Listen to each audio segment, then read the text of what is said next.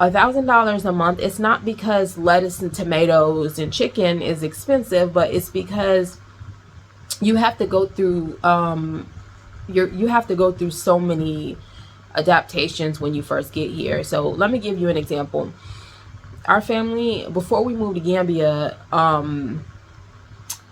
we were living a very clean, healthy lifestyle. Of I was like shopping almost everything 100% organic. Like I really felt like we couldn't get any healthier of a lifestyle than what we had, but we definitely could have, because we weren't eating like, straight from the farm or anything. Okay, well, when we came to Gambia, I wasn't able to eat eggs for like almost the first at least 6 months. It was longer than 6 months, but I'll say 6 months. Um, yeah, I wasn't able to eat the local meat. Not to scare you guys, but it's just everything tastes different. I can't say that it tastes bad, but it just tastes different from what we're used to. We're used to so let me say that, like, the meat to me tastes really gamey.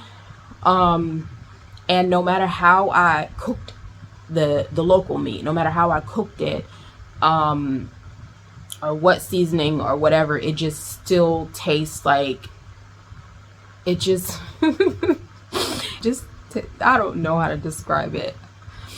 But it just tastes like it was still alive or something. Like you could just smell the chicken. But I that's normal, I guess. It's just the meat in America is different. Like, but when you go and buy potatoes, lettuce, from the store, you're buying potatoes, they're all clean, they're perfectly clean. When you buy potatoes here, they're going to have dirt on them. They're going to have, like, a lot of times they're going to have stuff from the ground on them. If you're not used to that, it can gross you out. So for me, I didn't have a problem with the potatoes, but I did stop eating lettuce because I was washing my lettuce one day and this long skinny green worm popped out. Okay, and I literally was screaming because I had never seen a worm, and it's common, but I had never seen a worm on lettuce before, because that just doesn't happen when you buy food from the grocery store, in America. So I don't say that to scare you, but I am saying that because if you don't live a natural lifestyle already, if you're not used to eating whole foods, it's going to be that more difficult for you to transition, because the whole foods are really, really natural. They're really natural, and it tastes different. When you come to Gambia, if you do have money that you're able to buy the foods that you really want to eat, because a lot of people do not take into consideration the emotional aspect of moving. So, and like you just wanting food from home, you wanting the foods that you're used to. Most of the foods that I would say most of them you can find, they may not, or you can find something very similar to it. Like those are expensive. The foods available here, even when they're overpriced, you're gonna be so desperate to have, like, that thing that you're used to, and you're gonna spend the money on it. So I would say at least for a year, especially if you're coming with a savings and you're having a difficult time with adapting to the differences with the food, you're going to spend your money. You're going to spend your money on food. I had to do a voiceover because I never did get to the point that I was trying to make. I was trying to say that whenever you struggle to eat the local foods, you will find an imported option. Like, for example, I was able to eat the imported meats that came, like, from the UK and other places when I couldn't eat the local meat, and those are a lot more expensive. $1,000, I feel like, for a family of four would be a good estimation. For food alone, I believe a budget of $1,000 a month for a family size of four would be a good budget to expect to spend, like, within at least your first year here, before you adapt to the lifestyle changes of being in a new country and get used to the foods. if you're bringing your own car or you will be driving a car when you get here, I would say like $400 a month, depending on where you live, how far you'll be traveling. Are your children going to school? Will you have to take them, pick them up? Will you be commuting from the countryside into the cities? It just depends. For our family, right now we're a family of 11. When we first moved to Gambia, we had 8 children.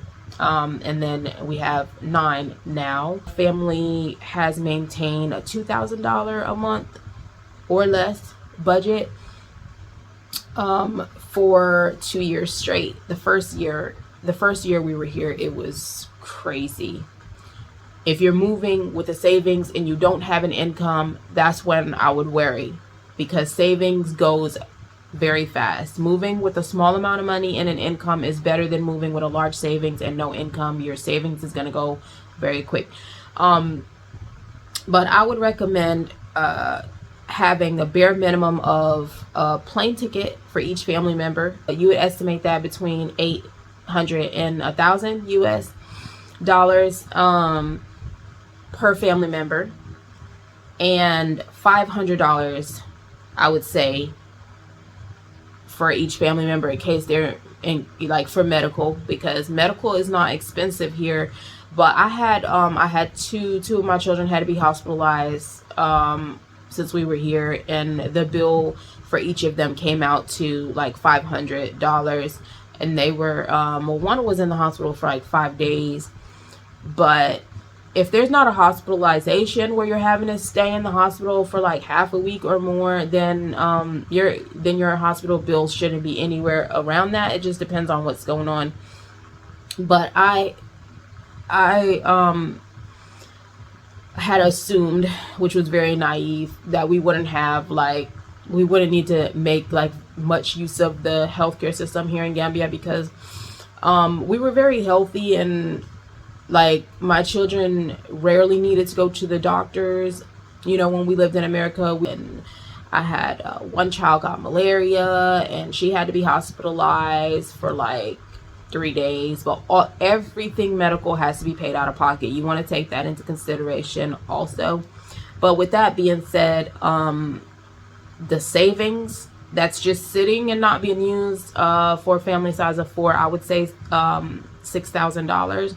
Our family had to take emergency flights from Gambia to the U.S. Well, we didn't have to go to the U.S., but it made most sense to do that, because what needed to be done for our son, at the time, he had broke his arm. The way how his arm had broke, had it not been in perfect alignment, it would have prevented him from being able to write or use his right hand, which his right hand, yeah, anyway, I'm not gonna get into that story. But yeah, we ended up having to travel, and it was an emergency. My husband was working in America. He couldn't get over here. He couldn't meet me in Spain or any other surrounding country, or a country closer to where we are. So we ended up flying over there, and I hate to even imagine what would have happened had we not been able to fly, So not to scare anyone, but it is something to consider. And you're moving and you have a medical emergency that you don't want to be addressed here, because they can address your medical emergency here, but you may not be happy with the outcome. And you'll get to learn that after you come and visit and experience the healthcare system before moving. You have to come and check it out. Then you'll understand where I'm coming from. You can live very, very minimally here in Gambia, but you have to learn how to do that. If you come with no money or a very small amount of money, you will have no choice but to adapt. You'll adapt. The people around you, especially if you move into a Gambian neighborhood, your neighbors will help you. They'll help you learn how to shop. They'll help you learn how to do anything you need to do. They're very friendly and welcoming. And if you move with a larger amount of money, chances are you're going to spend it, because most Americans don't really know how to budget and save. Buying comfort foods and just like buying things to help you adapt, that's something that is unhealthy coping mechanism that a lot of Americans have. But yeah, I won't go off on a tangent. It does help to be able to implement as many lifestyle changes as possible before moving. If you can adopt more of a healthier lifestyle, it would be very beneficial. If you can start transitioning into eating healthier foods, I do believe that the food is going to be the biggest expense. And it's because another thing is, like, our American traditional dishes and foods that we like to eat, they're more expensive. Those are the foods that are more expensive because, like, we eat a lot of cheese if you're wanting to make pizzas or, you know, things like that. And that type of stuff is very expensive over here. Also, I was talking about emotional eating. They have they have the snacks and stuff. So whenever you're feeling like having a stressful moment or whatever, and you just want to have some Pringles and a Diet Coke, like me and my grandma, that's what we do. We'll go and have our little Pringles and Diet Coke, and you know, and that can get expensive when you have a larger family, and then all the kids are like, I want this and I want that, and you have the money, and you're just like, you feel bad because they're getting used to a new country, so you just go and spend all your money on snacks. Yeah. So, but anyway, that's what I have, and I hope that video was helpful.